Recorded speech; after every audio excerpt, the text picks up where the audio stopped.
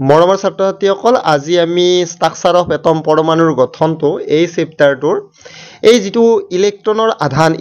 আধানক আমি ই ৰে বুজাম আৰু মাস অফ ইলেক্ট্ৰনক m ই ৰে বুজাম m মানে মাস e মানে ইলেক্ট্ৰন মাস অফ ইলেক্ট্ৰন এই দুটাৰ ৰেশিওটোৰ বিষয়ে আমি পঢ়িব লাগিব কাৰণ ইয়াৰ ওপৰত প্ৰশ্ন কেতিয়াবা আহে তো ইলেক্ট্ৰনৰ আধান আৰু মাস অফ ইলেক্ট্ৰনৰ ৰেশিওটো কিমান তাৰ পৰা আমি কি গণনা কৰিব পাৰো হেইটো আমি চাম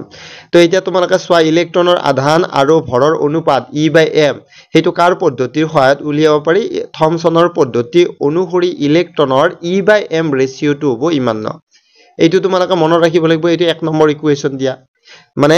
E মানে চাৰ্জ ইলেক্ট্ৰনটোৰ চাৰ্জ আৰু m ই মানে হ'ব মাস অফ ইলেক্ট্ৰনটোৰ মাসৰ অনুপাতটো ইমান পাইছে থমসনৰ পদ্ধতি অনুসৰি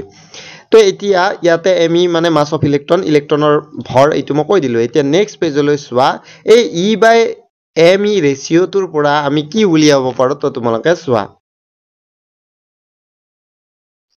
এতিয়া সোৱা m ই মানে মাস অফ ইলেক্ট্ৰন মানে ইলেক্ট্ৰনৰ ভৰ e মানে কি ইলেক্ট্ৰনৰ আধানৰ মান e মানে ইলেক্ট্ৰনৰ আধানৰ মান এতিয়া এইটো ইলেক্ট্ৰনৰ আধানৰ মান কোনে তোমালোকৰ পৰীক্ষা কৰি পাইছিল মিলিকানে হৈ গল তো কিমান পাইছিল -1.6 * 10⁻⁹ কুলম পাইছিল এতিয়া তোমালোকে কি কৰা মাস অফ ইলেক্ট্ৰন হেই 1 নম্বৰ ইকুৱেচনত বহুৱাই দিয়া মাস অফ ইলেক্ট্ৰনটো এইফালে আনা আৰু e বাই